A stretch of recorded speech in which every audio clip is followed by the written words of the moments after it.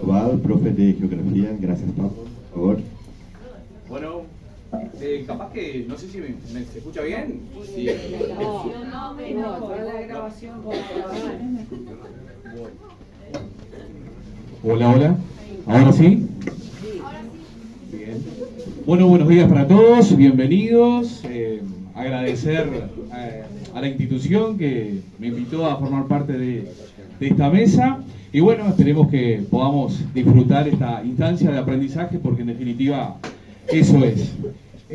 Mi participación en este coloquio lo denominé territorio, territorialidad y escuela. La idea justamente es, en primera instancia, hacer una aproximación de lo que es el concepto de territorio. Digo aproximación porque el territorio es una categoría espacial que ha sido abordada desde muchísimas ciencias sociales, no precisamente desde la ciencia geográfica. Ha sido, factor de análisis de la historia, de la antropología, de la sociología, de la ciencia política, por nombrar simplemente algunas. Entonces no es fácil encontrar una unanimidad justamente en lo que es el concepto de territorio. Vamos a intentar entonces hacer una aproximación. Después, hacer una muy breve evolución histórica de lo que ha sido el concepto de territorio. Lo dividí en dos grandes momentos históricos. Y la idea es, en cada uno de esos momentos históricos, ver cómo se relacionó la escuela con el territorio y el territorio con la escuela. Hablando de escuela como institución educativa, ¿verdad? Bien. Entonces, vamos a intentar una aproximación al concepto de territorio. ¿Qué aspectos o qué elementos componen el territorio?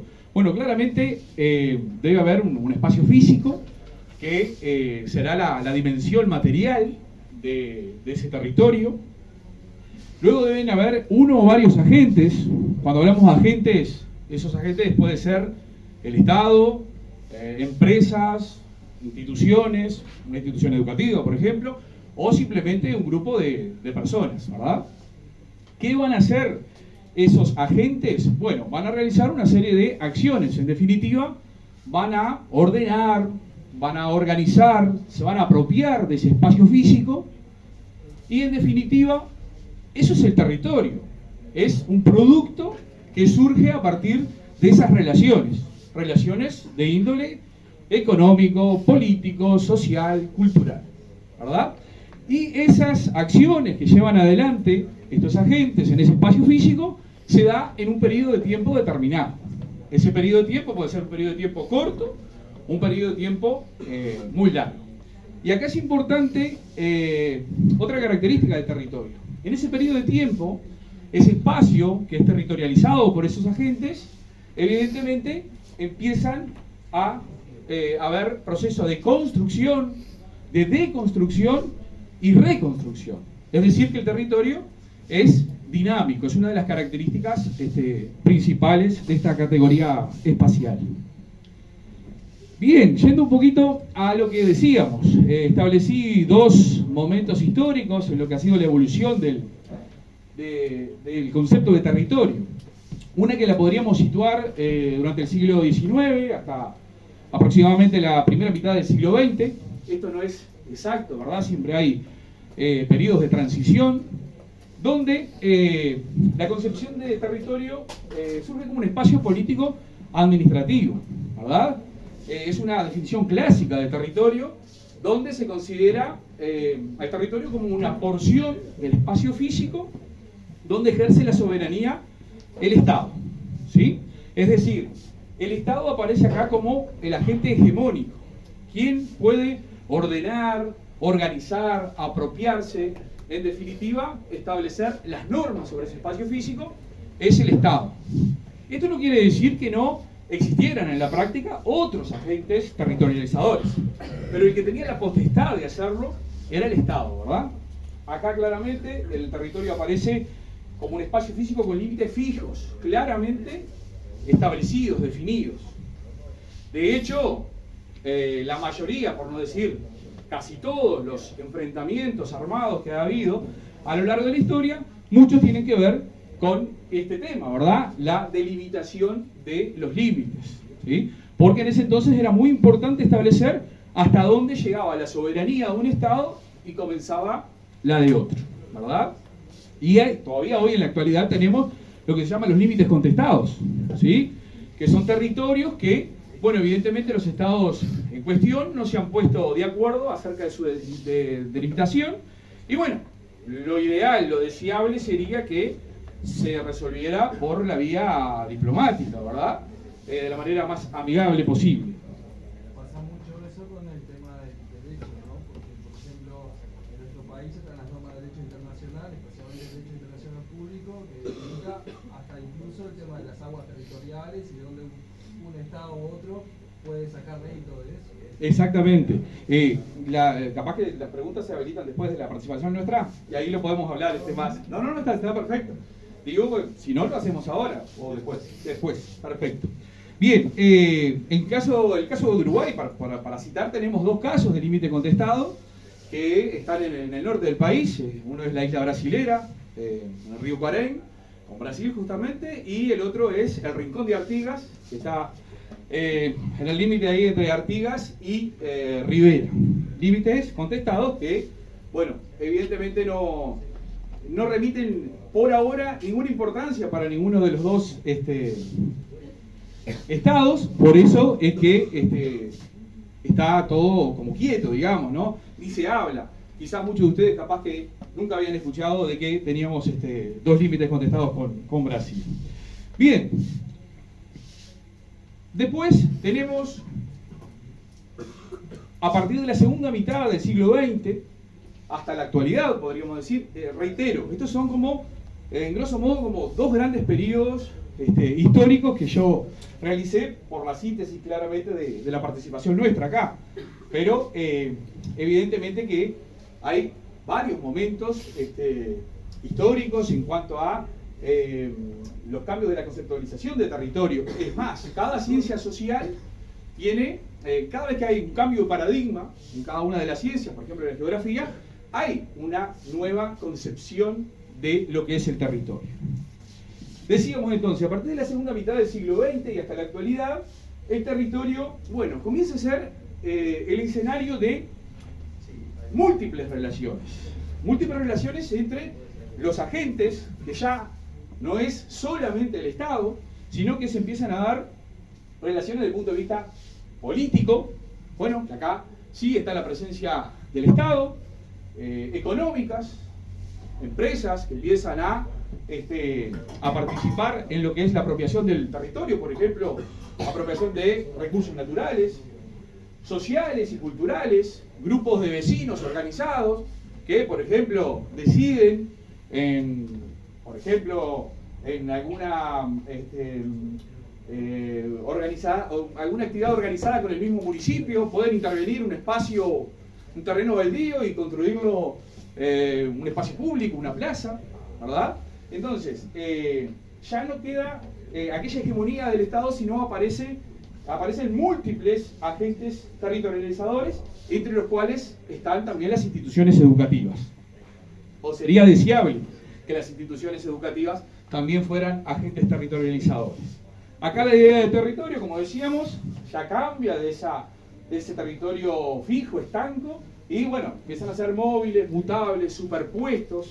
Un territorio empieza a contener a otro y a otro, ¿sí? Los límites ya se tornan difusos, ya no están claramente establecidos como en la época de los estados-nación, por ejemplo, que hablábamos hace un rato. Bien, y ahora la idea, como les decía al comienzo, es situar en esos dos momentos históricos cuál ha sido la relación de la escuela como institución educativa con el territorio. Bueno, en esa primera instancia del siglo XIX y hasta las primeras décadas del siglo XX, en el contexto de la escuela tradicional, aparece lo que se denominaba la escuela fortaleza. Ya la denominación ya un poco nos da algunos indicios de cómo venía este tipo de institución. Es una escuela claramente de puertas para adentro, ¿sí? El contacto con el exterior era prácticamente nulo. Además era lo deseable por este tipo de institución que hubiese el mínimo contacto con el territorio. Acá claramente es una institución disciplinadora, funcional al Estado y al mercado. Por eso, ¿cuál era la misión? Bueno, producir ciudadanos bastante sumisos, afines al Estado, en lo posible, bueno, buenos cristianos, soldados y obreros para la industria emergente en ese momento. La relación con el territorio, como decíamos, era inexistente, ya que era considerada una amenaza para la misión a cumplir. Es decir, la escuela veía en el territorio una amenaza para los futuros ciudadanos de ese Estado. Había que disciplinar a los estudiantes que venían prácticamente de ese espacio incivilizado, por decirlo de alguna manera. Bueno, a partir de las primeras décadas del siglo XX, esto claramente que la influencia de la escuela tradicional siguieron estando. Después podríamos analizar si incluso hoy, en pleno siglo XXI, no están presentes. Aparece en el contexto de la escuela nueva, ¿verdad?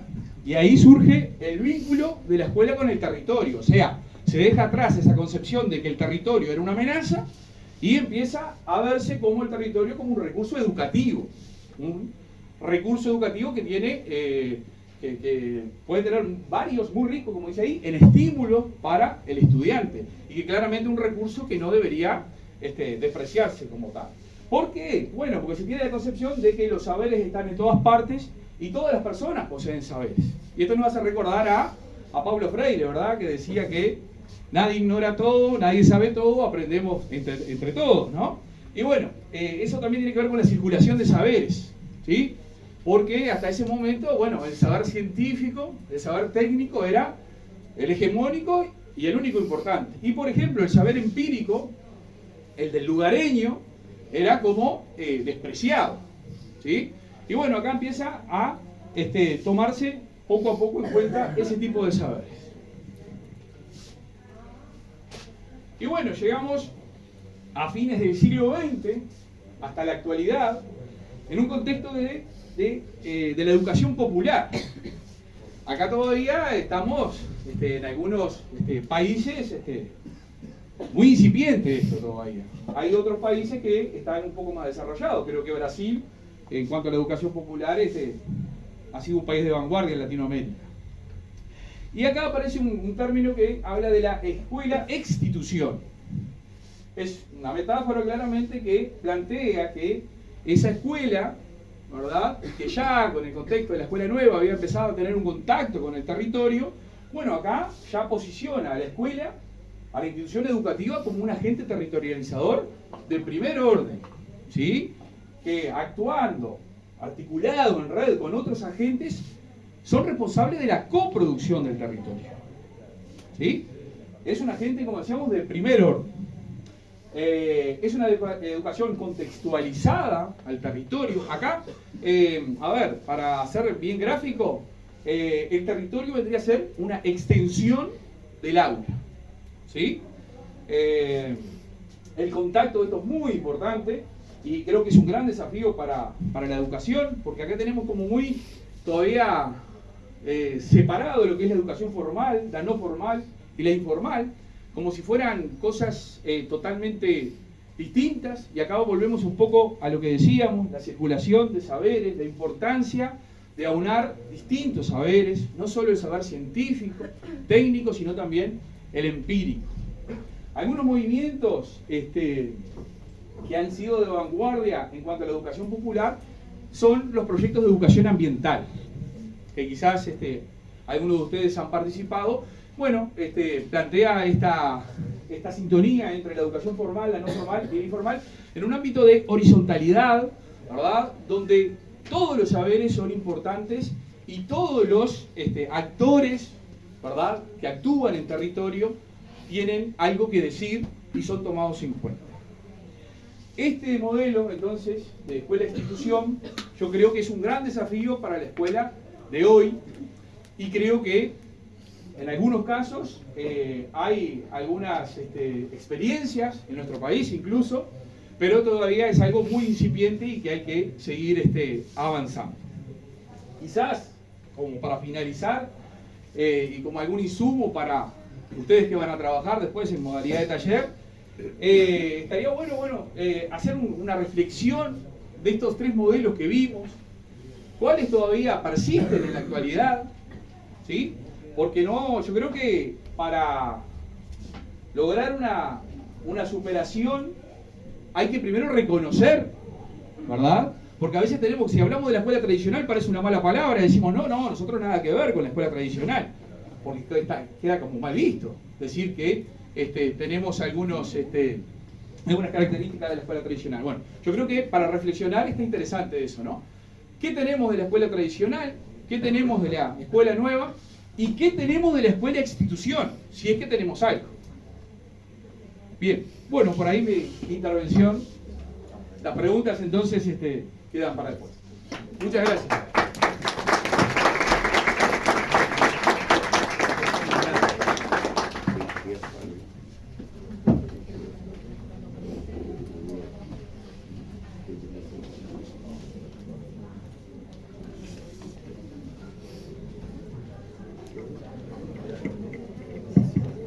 Gracias, Pablo. ¿Cuál es la institución? ¿Se tomaron nota ahí? Escola, institución. ¿Se tomaron nota? A volver a Brasil y plantear eso. Bueno, agora Perla Gonçalves, pedagoga e subdiretora da Escola Nossa Senhora do Carmo, em Porto Alegre. Bom dia. Eu estou muito feliz de estar aqui participando hoje desse evento com vocês. E quando o André me fez o convite para falar sobre território e educação, eu fiquei pensando a respeito, né? Aí eu fiz um roteirinho aqui para não me perder. Porque, assim, eu faço parte do território onde a nossa escola é inserida, né? Grande parte dos nossos professores vem de outros territórios, né? Outros bairros, mas eu especificamente escolhi trabalhar na minha comunidade, pela distância, né? Que contribui muito, mas também na intenção de conseguir contribuir com a minha região, com o meu território, exatamente. Então, só para falar assim, que a nossa escola ela fica localizada no bairro Restinga, que é um bairro da zona sul de Porto Alegre, e é uma das maiores periferias, né, da nossa cidade. E é um bairro que enfrenta muitas dificuldades, muitos desafios, e especialmente no que diz respeito à segurança, saúde e educação. E então, quando eu comecei a pensar nessa relação entre território e educação, eu pensei que era importante a gente entender, assim, as dinâmicas sociais da região, né? Especialmente das áreas de periferia, que é onde o Carmo está inserido, né? A gente tem muitos problemas de vulnerabilidade, nossos estudantes são estudantes vulneráveis, tanto que quando aconteceram as enchentes no Rio Grande do Sul, que aconteceram muitas doações para todo o estado e tal, para a nossa comunidade já era uma coisa natural. A gente já fazia esse trabalho de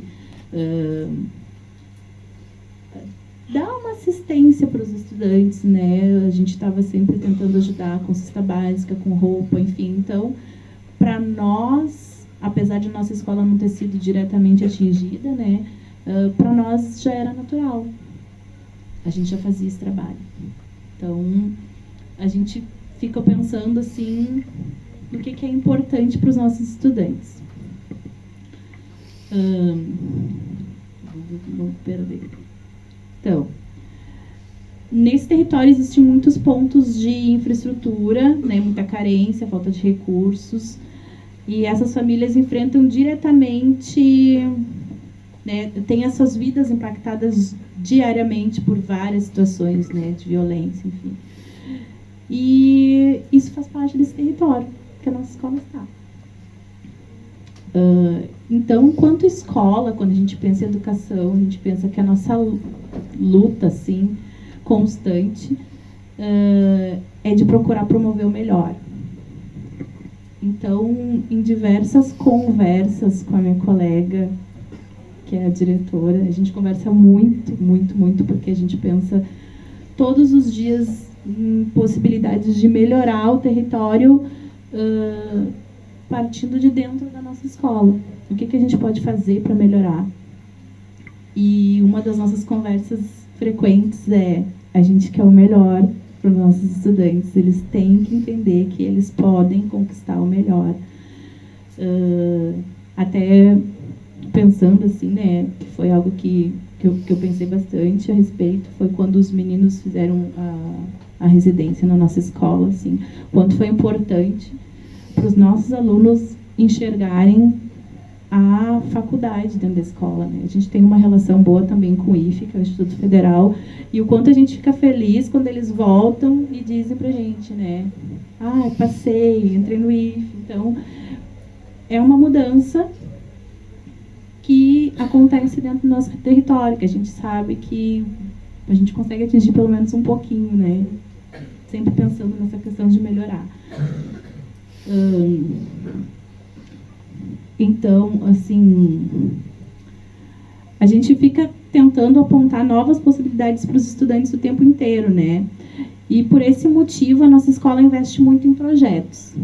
A gente faz vários projetos. A gente tem projeto de horta, a gente tem projeto de dança, de teatro, de música, e vários outros, assim, né? A gente tem uma lista grande de projetos. E a gente fica muito feliz quando a gente percebe que, através desses projetos, a gente está conseguindo modificar pelo menos um pouquinho da comunidade, né? Porque a gente consegue receber os pais um pouquinho mais dentro da escola, a gente consegue ver uma diferença grande, assim, no território. E a gente pensa que, apresentando esses projetos, né, a gente está apresentando possibilidades deles superarem os limites do território.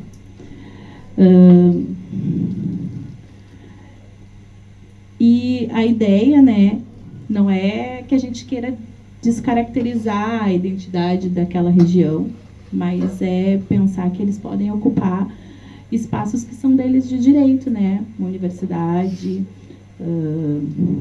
frequentar um museu, um teatro, sempre que surgem oportunidades a gente tenta, né, proporcionar isso para eles, né? E a gente quer ampliar os horizontes desse território, né, promovendo melhoria. E aí eu não posso deixar de citar, né, o nosso filósofo Paulo Freire, educador, né, com a ideia de que a educação muda as pessoas e as pessoas mudam o mundo. Então, uma maneira da gente contribuir para a mudança do nosso território é promovendo o melhor para os nossos estudantes. Acho que é isso.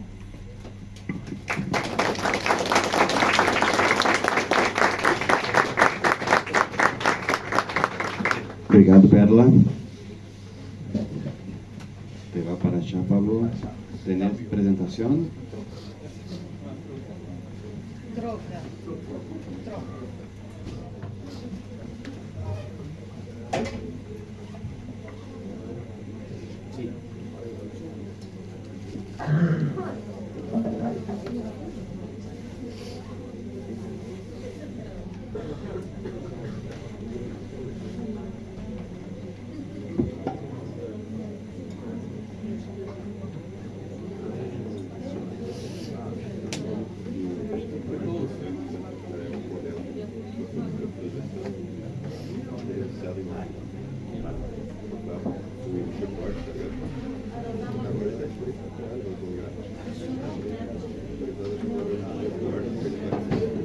Cablecito por acá.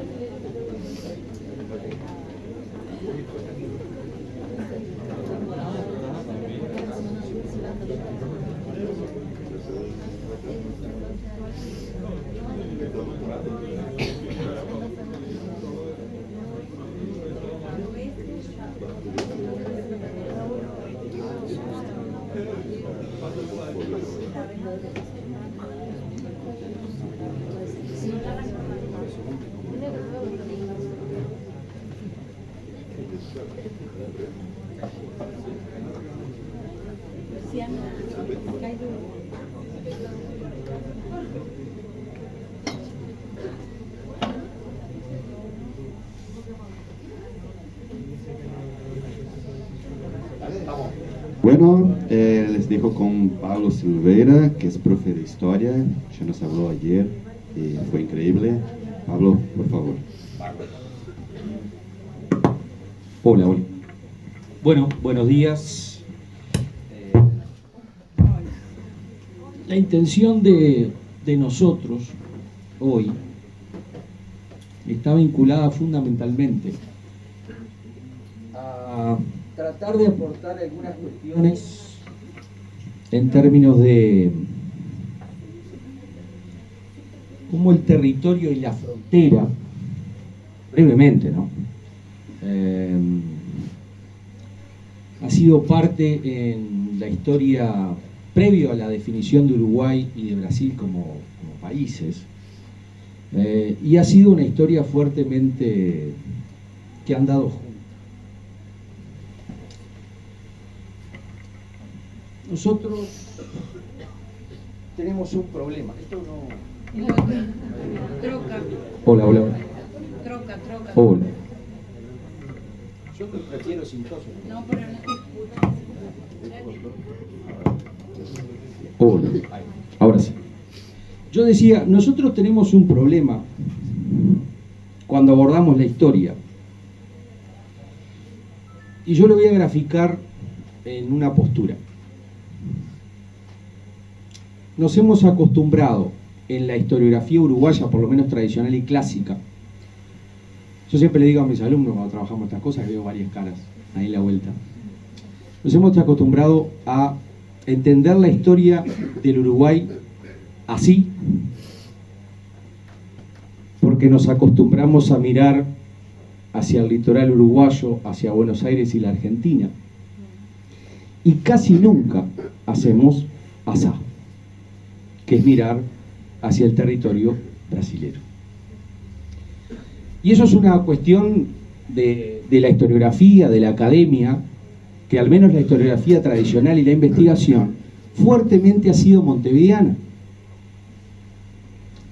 Y en tanto montevideana, escasamente ha tenido una historia y tradición en la investigación de las miradas fronterizas. Por suerte esto ha venido cambiando en los últimos tiempos. Desde el revisionismo, la nueva historia, hemos ido incorporando lógicas que nos permiten entender los procesos históricos en términos de historia regional y no en términos de, como a mí me pasó cuando fui al liceo, o hasta incluso cuando hice el IPA, en términos de historia separada, ¿no? Historia nacional, americana y universal como cosas aparte, cuando en realidad deberíamos entenderlo en términos de regionalidades. João Pimenta, un historiador brasilero, dice con razón que la historia del Uruguay es la historia de Brasil. Yo no afirmaría eso como una definición absoluta, porque creo que es parte de la historia, al menos de una parte del territorio brasilero, y también de la región con Argentina.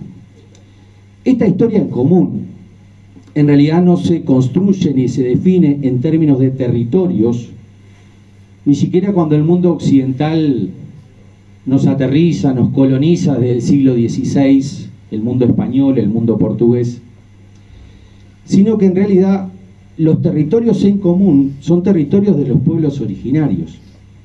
Ayer hablábamos un poco, cuando hablábamos de charrúas, cuando hablábamos de guaraníes, en la conversa que después tuvimos después de la charla, de que los territorios de los pobladores originarios no coinciden con los territorios de los estados nacionales que después se constituyeron, a pesar de que en el caso del Uruguay, por ejemplo, nos apropiamos de los charrúa como, entre comillas, indios del Uruguay. Pero las territorialidades de los pobladores originarios no tienen nada que ver con las territorialidades que posteriormente el mundo occidental definió.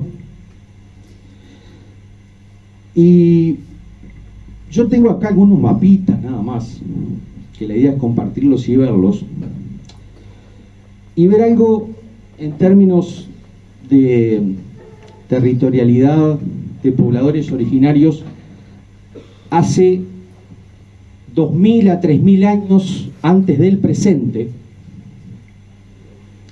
y que tiene que ver con algo que las y los rochenses nos hemos apropiado como nuestro, que son los cerritos de indios.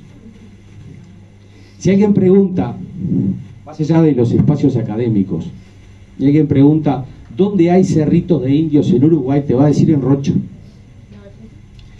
Pero está más instalado Rocha porque la investigación desde Provides, el CURE, Departamento de Arqueología, Antropología de la Universidad de la República, ha hecho un fuerte trabajo en Rocha, y los rochenses hemos tenido la virtud de apropiarnos de los cerritos, casi como un patrimonio excluyentemente rochense, cuando no lo es.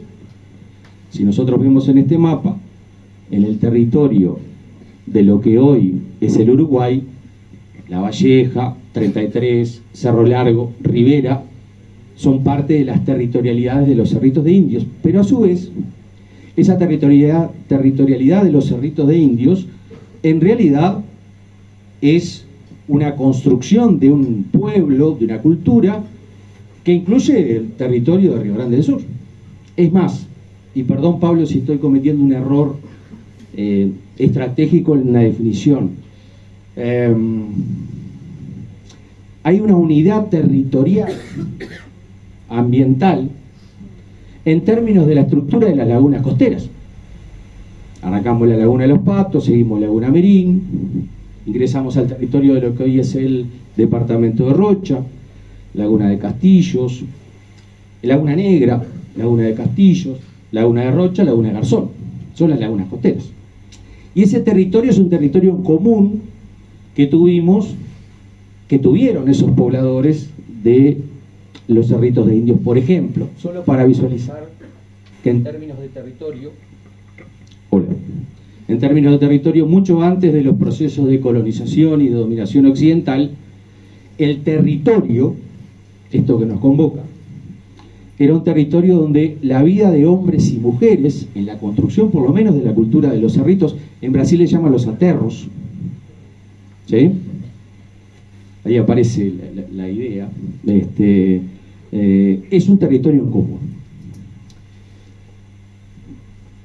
Ya viniéndonos a los tiempos de la colonización, ya con la presencia española y portuguesa en el territorio, siglo XVI, XVII, XVIII y hasta principios del siglo XIX, el territorio que hoy forma el Uruguay esencialmente es un territorio en disputa. Desde el viejo esquema de aquellos historiadores de Reyes Abadí, Brusquere, Meloño, que hablaban de la frontera, pradera y puerto, tenemos el esquema del análisis de la frontera como un elemento fundamental. Y yo me quedo tranquilo porque veo a muchos de mis gurises y hacen así, ¿tá? Como dicen, mira tú lo que estamos. A veces trabajamos con Pablo en las clases y eso gratifica. ¿Lo estás preparando para el parcial?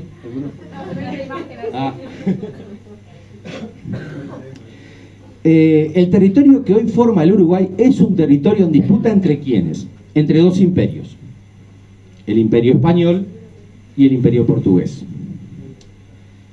¿Y en qué se va a reflejar concretamente y rápidamente? Esto es una recorrida hasta el siglo XIX, va a ser lo más rápido posible. ¿En qué se puede reflejar esa disputa? Disputas de control del territorio, disputas del control geoestratégico del territorio, disputas del control de un territorio que en el siglo XVII comienza a tener valor económico por el ganado, disputa por la ocupación de espacios estratégicos en términos portuarios. Y en lo concreto, esto se va a ver reflejado en La fundación de Colonia del Sacramento, que es portuguesa, o sea, la historia de este territorio es fuertemente portugués. Esa fundación de Colonia es en 1680, y yo voy a ir a otro mapita, que ahora lo vamos a ir mirando. ¿Se ve por ahí o está un poquito chiquito? ¿Cómo está? ¿Se ve? 1680 los portugueses fundan Colonia del Sacramento. 1724-28 los españoles fundan Montevideo. 1737 los portugueses fundan Río Grande. Y acá la idea estratégica, ¿cuál era? Que Río Grande fuese la punta de conexión con una colonia que estaba muy lejos de la presencia portuguesa, porque este era territorio aún en términos de definición. En 1137 funda Río Grande, y en esa intención de desde Río Grande sostener Colonia por parte de los portugueses, que Colonia estaba enfrente de Buenos Aires con el objetivo de sostener un tráfico comercial ilegal para la mirada española, normal para los tiempos que corrían. Las autoridades portuguesas que habían fundado Río Grande, en el 37 construyen San Miguel. Ahora la gente de tenemos gente de Chuy San Miguel acá. ¿Sí? Lo que hoy tenemos como el Fortín de San Miguel en realidad es una reconstrucción. ¿Ah? Pero la ubicación estratégica era esa. Y es parte del avance portugués y de la disputa por el territorio. El avance, en este caso, era complejo para las autoridades españolas, y en Europa se firma un tratado de Madrid en el 50, que ustedes anduvieron recorriendo el marco. ¿Lo vieron? Ahí al lado de la iglesia. ¿Sí? Es parte del marco que estableció el Tratado de Madrid, donde, a ver, los portugueses se dieron Colonia, y a cambio de ello, los españoles recuperan Colonia, y a cambio de ello, el territorio portugués va a llegar más o menos hasta acá donde yo estoy marcando con la línea. Entonces, mucho antes de que Rocha fuese Rocha, ni siquiera se había fundado la ciudad, nosotros podemos decir que formalmente lo que hoy es el departamento de Rocha, durante la vigencia del Tratado de Madrid, que fueron 11 años, perteneció a Portugal.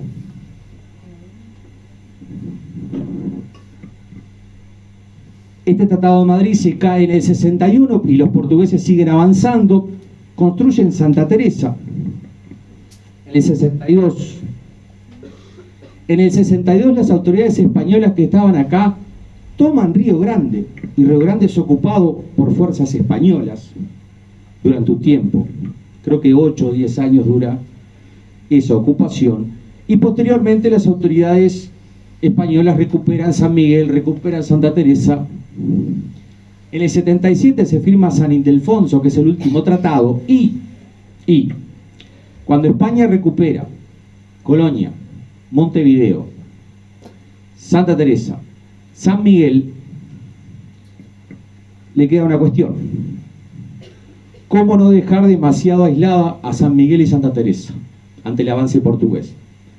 Fundaron Maldonado, fundaron San Carlos, y en 1793 fundaron la ciudad de Rocha.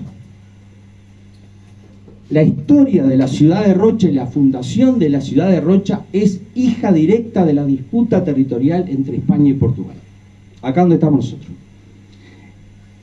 Si habrá territorio en términos de análisis histórico en común. Apurando y siendo lo más breve posible. La cuestión española y portuguesa se traslada a los inicios de las revoluciones. La revolución artiguista arranca en 1811, y en 1811 se produce la primera invasión portuguesa. La revolución artiguista continúa el proceso de sus transformaciones y en 1816 se produce la segunda invasión portuguesa al territorio que hoy es el Uruguay. Ese proceso va a suponer la derrota definitiva de la revolución artiguista. Y más allá de lo fáctico que estamos hablando de hechos, acá pensemos la vida de hombres y mujeres yendo y viniendo. La frontera y el territorio portugués, español, posteriormente uruguayo, brasilero, como un territorio de gente que va y viene, por ejemplo, con intereses en común, entre los productores de ganado Río Grande del Sur y los productores de ganado de la banda oriental o del Uruguay. Ahí hay una permanente interrelación territorial, humana, histórica, con la frontera de Brasil. Derrotada la revolución artiguista, brevemente, esto es una recorrida muy rápida, derrotada la revolución artiguista, la provincia oriental se pasa a llamar provincia cisplatina. Y desde 1816, aunque el Congreso Cisplatino es en el 21, hasta 1828, este territorio es un territorio que pertenece primero a Portugal y después a Brasil, cuando Brasil se independiza en el 22. Y somos la provincia cisplatina. La disputa en realidad es regional, porque es una disputa donde el territorio de lo que hoy es el Uruguay estaba en disputa ya no entre Portugal y España, sino entre Brasil y Argentina. Y esto llevó a una guerra regional enorme entre Argentina y Brasil, que se resuelve en un acuerdo político, la Convención Preliminar de Paz en el 28, donde el territorio de lo que hoy es el Uruguay no es ni brasilero ni argentino, es independiente. Nos convertimos en lo que algunos historiadores definen como el Estado tapón, y ese tapón que está entre Brasil y Argentina. Pero definidos los países, esto no se resolvió tampoco, porque una cosa es definir el Estado, otra cosa es que la gente se sienta parte o esté de acuerdo con esa conformación de ese territorio estatal. El siglo XIX es el siglo de la Guerra Grande en su arranque, donde blancos uruguayos se aliaron a federales argentinos, entre comillas. Colorados uruguayos se aliaron a unitarios argentinos, entre comillas. Cuando digo entre comillas es uruguayos y argentinos. Pero a su vez, esto coincide con un momento muy importante en la historia de Brasil y Río Grande del Sur, que es el movimiento de la República de los Farrapos, donde Bento Goncalves y demás, a principios de la década del 30, promueven procesos separatistas en Río Grande del Sur. Y ahí actores uruguayos juegan fuertemente con vínculos con los Farrapos, fundamentalmente del Partido Colorado. Y hay una larga historia en común, hasta incluso de personalidades que tampoco es italiano, porque se convierte en italiano cuando después se forma el territorio y se define Italia como país. Tenemos a Garibaldi. Tenemos un Garibaldi jugando en la independencia de Río Grande del Sur, en la lucha por la independencia de Río Grande del Sur. Tenemos un Garibaldi construyendo un vínculo amoroso con Anita Garibaldi, y constituyendo una república independentista en lo que hoy es el estado de Santa Catarina, la República Juliana o Juliana. Y Garibaldi después está acá, en plena Guerra Grande. O sea, ahí hay una historia de permanente construcción conjunta. La Guerra Grande se termina en el 51, ¿y sabe cómo se termina la Guerra Grande? Con la intervención de Brasil. Finalizada el primer intento independentista de Río Grande del Sur, la intervención militar de Brasil en el 51 inclina la balanza. Y el ejército brasileño no solo termina la Guerra Grande acá, sino que termina la Guerra Grande en el territorio argentino, yendo a pelear contra Rosas y derrotándolo.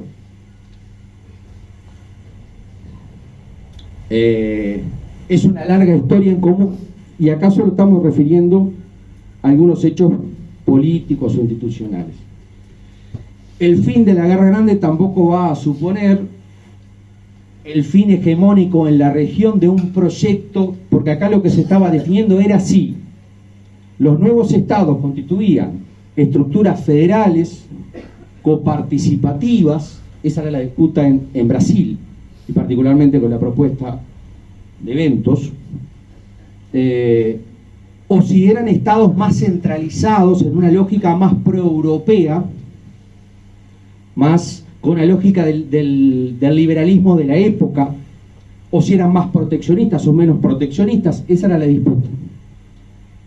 El fin de la Guerra Grande supone, a grosso modo, la terminación de una propuesta que era la propuesta del federalismo rosista en Argentina, y la derrota de eso. Pero había un escollo todavía, y el escollo se llamaba Paraguay. Paraguay había constituido un modelo alternativo, y en función de acuerdos políticos e intereses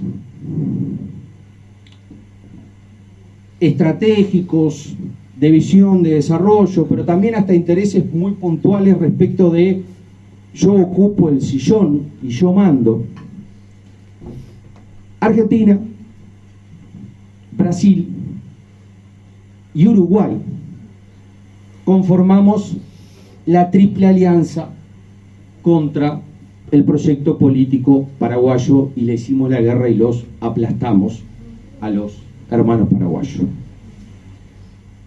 Pero en la previa hubo resistencia a esta guerra, y hubo resistencia en territorio uruguayo, por ejemplo, y por allá andaba don Leandro Gómez resistiendo en Paraguay, en Paysandú, que por eso a Paysandú se la conoce como la heroica.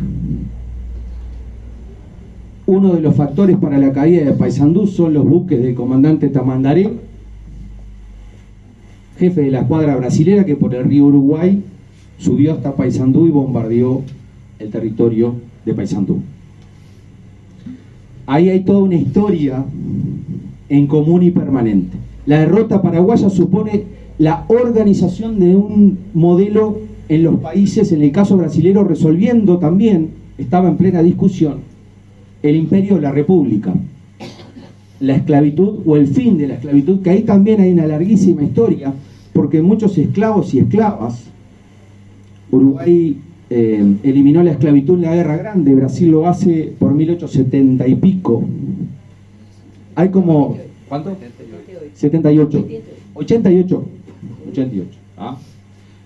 Ahí hay como 30 y pico, 40 años, donde muchos esclavos y esclavas brasileras subían hacia el territorio uruguayo buscando la libertad. O sea, hay mucha historia por recorrer en común. Y derrotado el Paraguay en la guerra de la Triple Alianza, quedan aún resabios de disputa y de territorialidad en común, fundamentalmente con la idea de no aceptar los centros hegemónicos que querían mandar. En el caso de Brasil, Río de Janeiro; en el caso del territorio de lo que hoy es la Argentina, Buenos Aires, que lejos estaba de ser el territorio de la Argentina como la conocemos hoy.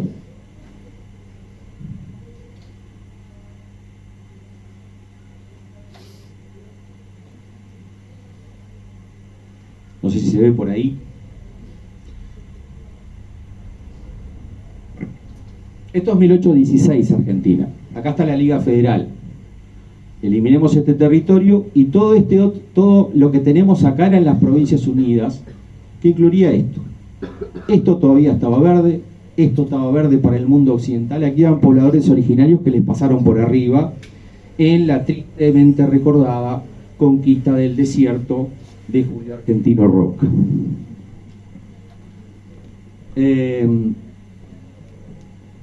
Se estaban conformando los territorios nacionales, pero no sin oposición y sin contradicciones o idas y vueltas entre lo uruguayo y brasilero. Y yo quiero terminar con esto, nada más. Una pequeña historia de los últimos tiempos del siglo XIX. ¿Dónde sobrevive la resistencia a los estados nacionales? Sobrevive en formas caudillescas. La propuesta de la Revolución Farrapa Río Grande del Sur continúa con muchos levantamientos federales durante el siglo XIX.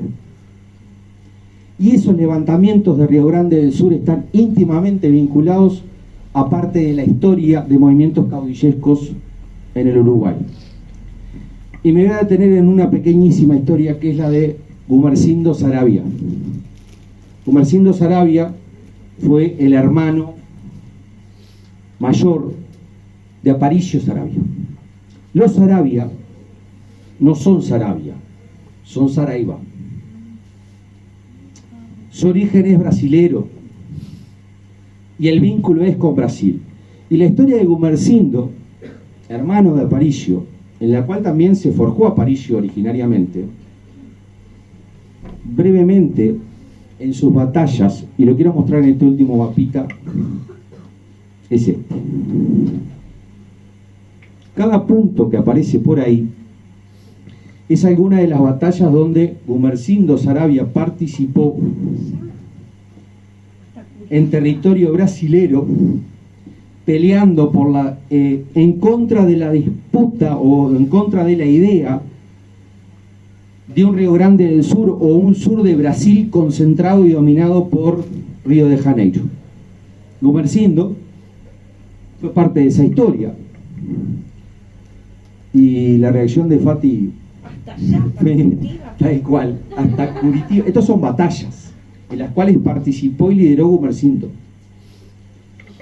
Y Gumersindo muere acá, en una parte cercana a lo que hoy sería la zona de las Misiones, parte hoy del territorio Río Grande del Sur. El propio Aparicio Saravia, cuando en 1904 es herido de muerte, su decisión o la realidad lo lleva a morir en territorio brasileño, y muere en territorio brasileño después de Massagear. Es una brevísima recorrida solo en este sentido, perdón si ha sido muy fáctica.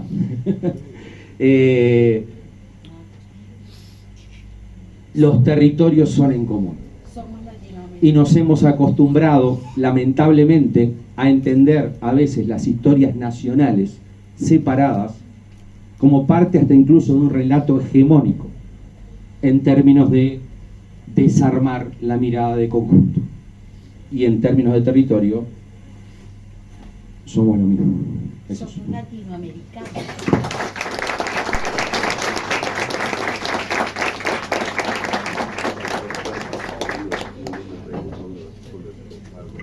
Gracias, Pablo. Muchas gracias.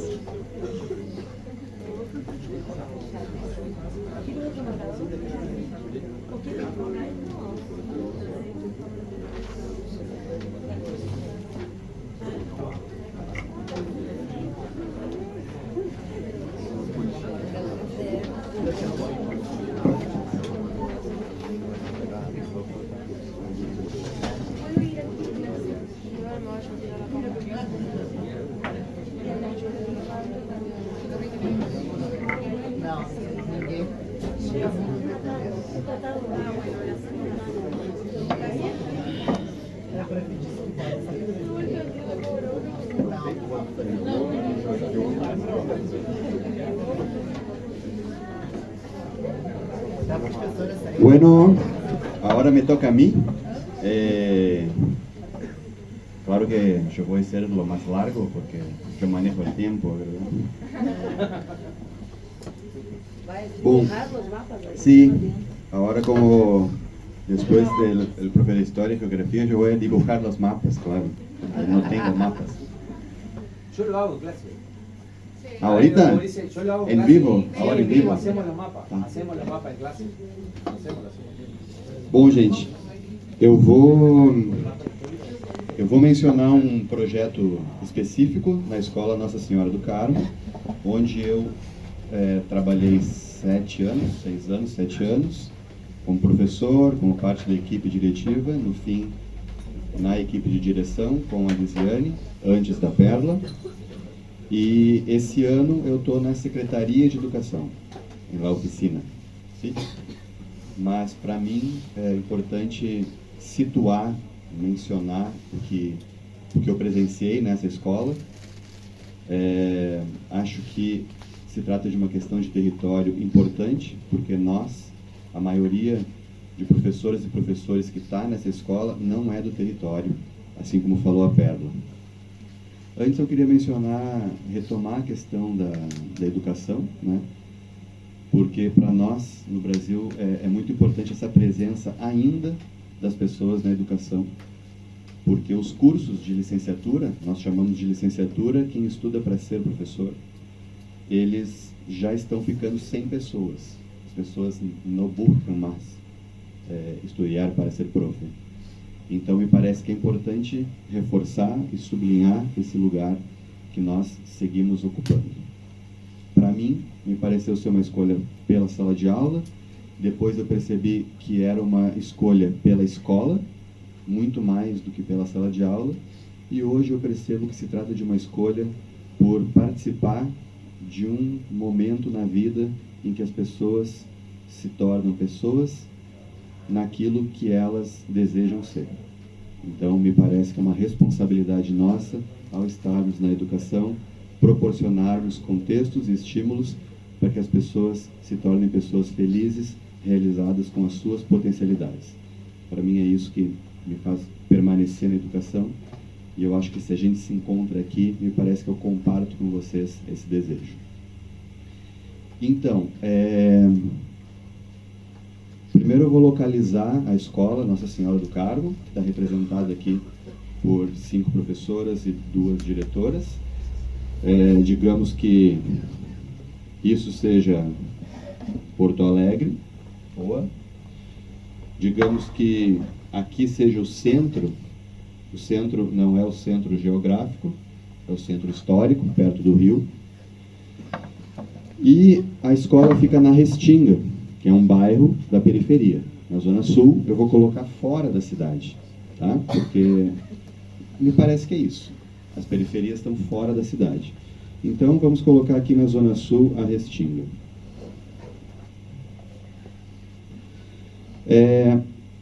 Em paralelo a isso, situar a nossa rede de educação. Rede Municipal de Educação, RME. Para a municipalidade, a responsabilidade é o que nós chamamos de educação básica.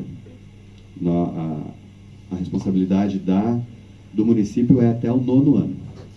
Então, nós temos 55 escolas que têm educação até o 9º ano. Depois nós temos até 100, um total de 100 escolas, incluindo educação infantil. Tá? Então, é um universo, a rede municipal tem um universo de mais ou menos 100 escolas, 55 até 9º ano.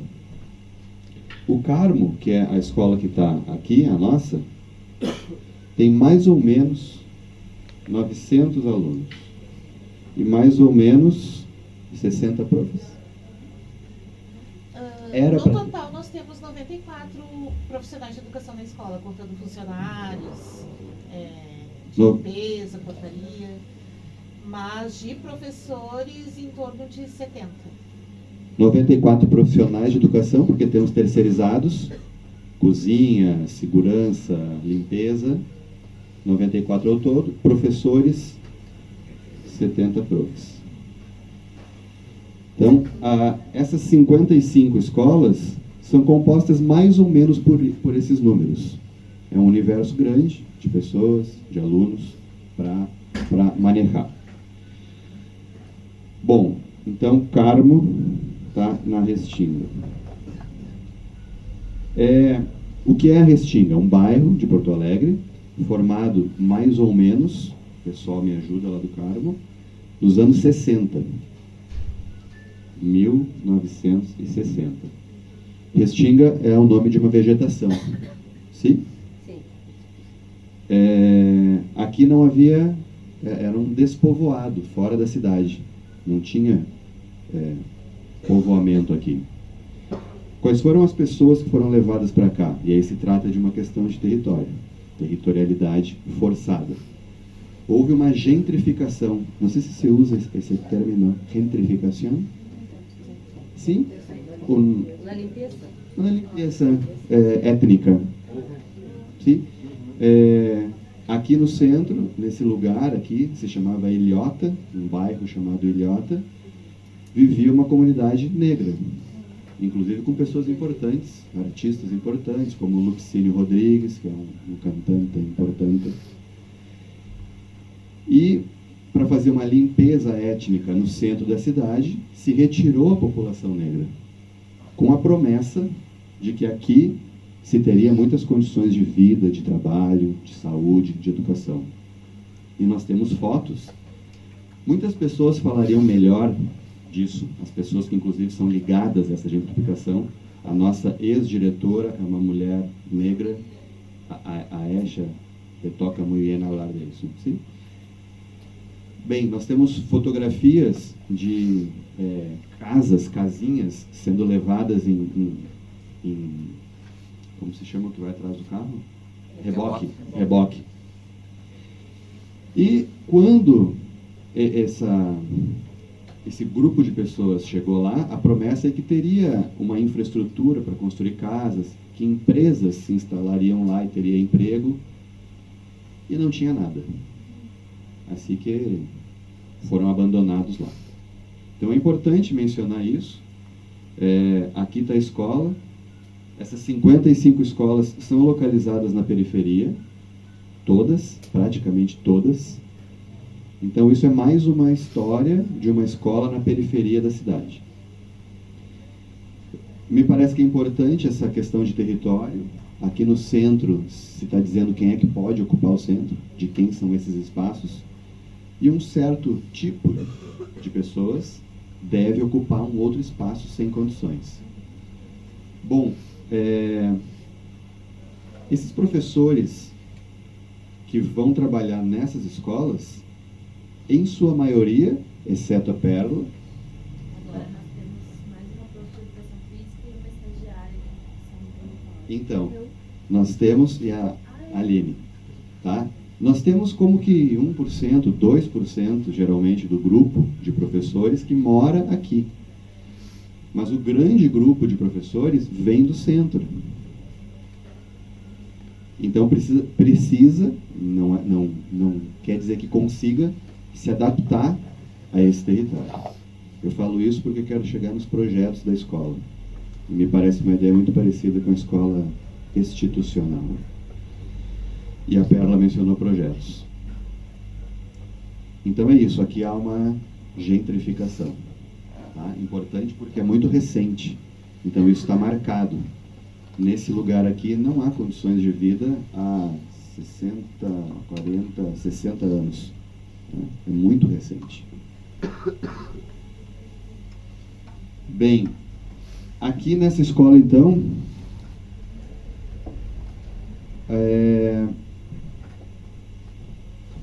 antes, a rede municipal ela se forma conceitualmente com o conceito de projetos, de uma temporalidade na escola diferente. Não é um tempo de 45, era um bloco, tem o início, um bloco de aula, de encontro, um recreio e outro bloco. Então aqui há um projeto de ensino, mais ou menos de 1990, com a redemocratização do país, muito baseado na Constituição de 85, com uma outra proposta de educação. Ela vigorou durante um tempo, hoje não temos quase mais nada, né, Sorocaba? Mas era uma proposta distinta, en el camino, um pouco escola nova, isso que falasse de instituição. Agora nós já perdemos isso. Mas aqui era muito importante os projetos. Ou seja, no documento que rege, um documento dessa data que organiza a rede, nós temos, por exemplo, uma coordenação de projetos. Uma pessoa que coordena só os projetos. Claro, porque na escola nós temos uma equipe diretiva. Eu falo isso porque quando fomos na 72, o Daniel é o diretor, ele é o diretor e não tem equipe. Ele é o diretor, ele é tudo. Aqui para nós temos a diretora, vice-diretora, supervisora de anos finais, supervisora de anos iniciais, nós temos orientação educacional, estamos com 5 pessoas. Então a equipe diretiva é grande para gestionar a escola com 900 alunos. E nós tínhamos também uma coordenação de projetos, já perdemos.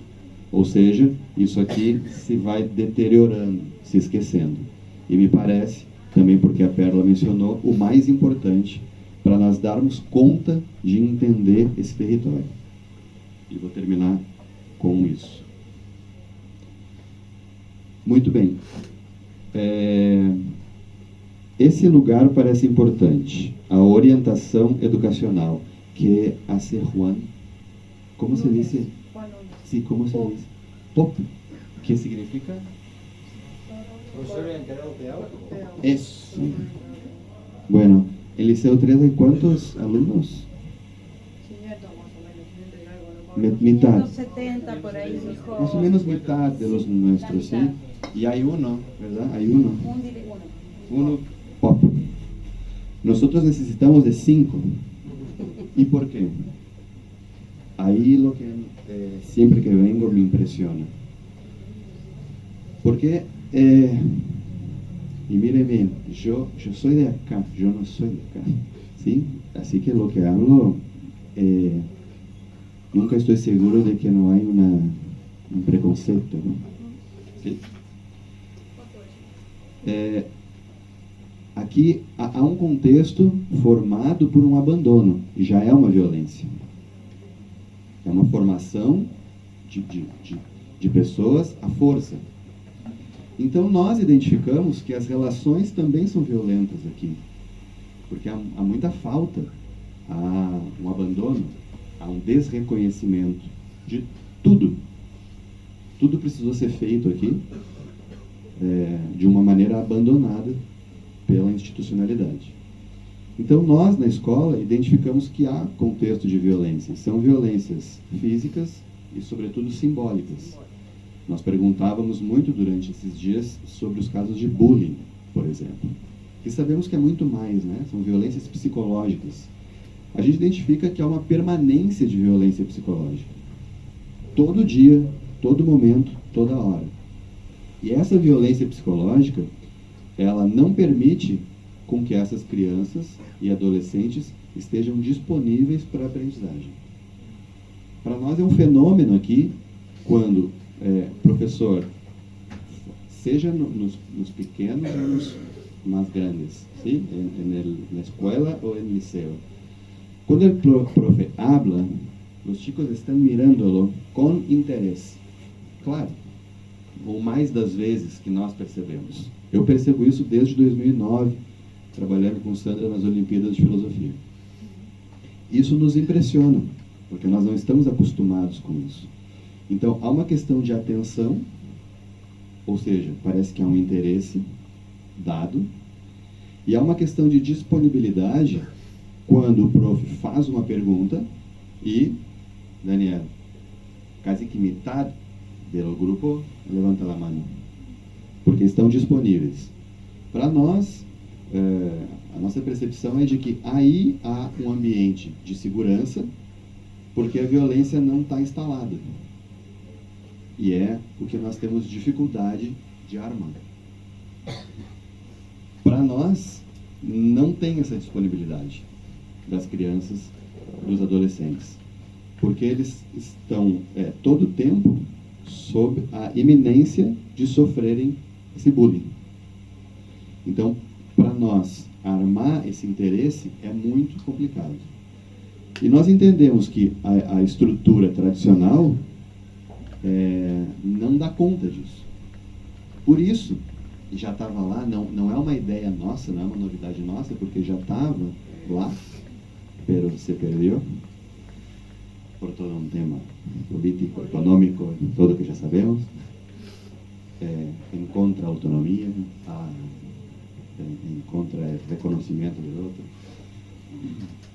Nós decidimos aqui retomar de alguma maneira isso. Por isso a Perla mencionou os projetos. Então, para terminar, eu queria mencionar um projeto que, para mim, é importante. Ele vem do SOI. Acredito que para a escola também é importante. É por esse motivo que eu estou na oficina.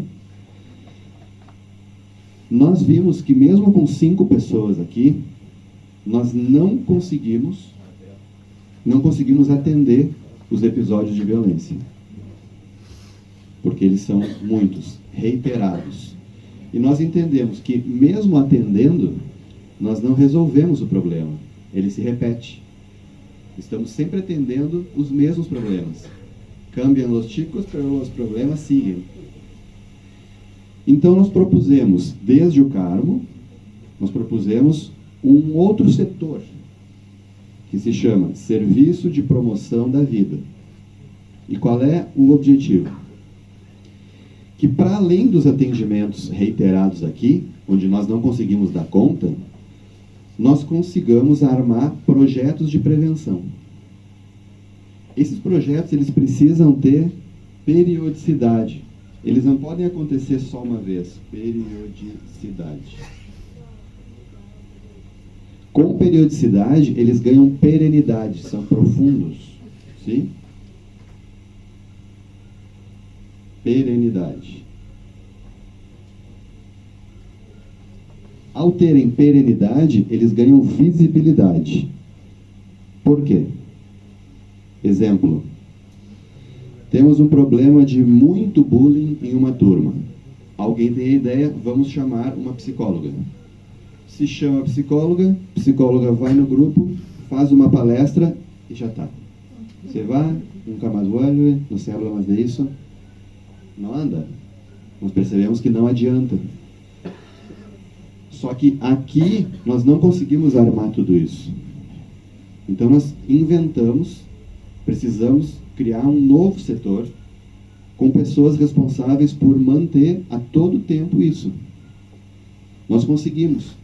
Para esse setor, nós conseguimos 40 horas semanais. Apresentamos para a oficina e logramos 40 horas. Temos na Escola do Carmo e em mais 2 escolas, é um projeto piloto. E aqui vou acabar com a ajuda da Perla. Nos parece, eu já não estou na escola, mas tento acompanhar, nos parece que quando nós fazemos isso com a periodicidade, com as pessoas sabendo que isso se mantém, que psicólogo, assistente social, artista, quem quer que seja, ou pessoas da própria escola, como a professora Elaine de Geografia, que está no SOI, vai falar depois, fazer charlas reincidentes com os grupos, nós percebemos que o número de atendimentos, ele ou se mantém, ou ele baixa, ou os atendimentos já não são de tanta violência. Nós não precisamos chamar mais a polícia, por exemplo. Ano passado, precisávamos chamar a polícia muitas vezes, a guarda municipal. Esse ano, menos. Esse ano nós chamamos só em situações pontuais quando tem eventos na escola. Quando há festa na escola, e chamamos. Não é por causa dos estudantes, é por causa da comunidade, do entorno, de quem está fora. Isso, é uma segurança normal, natural. Mas nós chamamos mais por questões de violência dentro da escola. Isso é um fator. E o outro fator que me interessa e também em conversa nós percebemos isso, esses projetos aqui, junto com outros projetos que são institucionais, mas que têm poucas horas, são só 40 horas também para horta, para projeto de comunicação, projeto de teatro, projeto de dança, projeto de música, mas informática, da professora Carmen, informática que ajuda na alfabetização. nós percebemos que além de diminuir um pouco, não idealmente, a violência, se vai construindo uma instituição por adentro. Porque esses projetos, como o da Horta, por exemplo, eles começam a invadir a estrutura tradicional. Eles começam a convidar professores e estudantes para irem para fora da sala de aula e começarem a aprender fora da sala de aula e trazerem pessoas de fora como uma rede e vai crescendo por dentro. Qual é o problema? Nós não somos reconhecidos por isso. Fazemos sozinhos. E quando vamos falar, por exemplo, eu não estou gravando.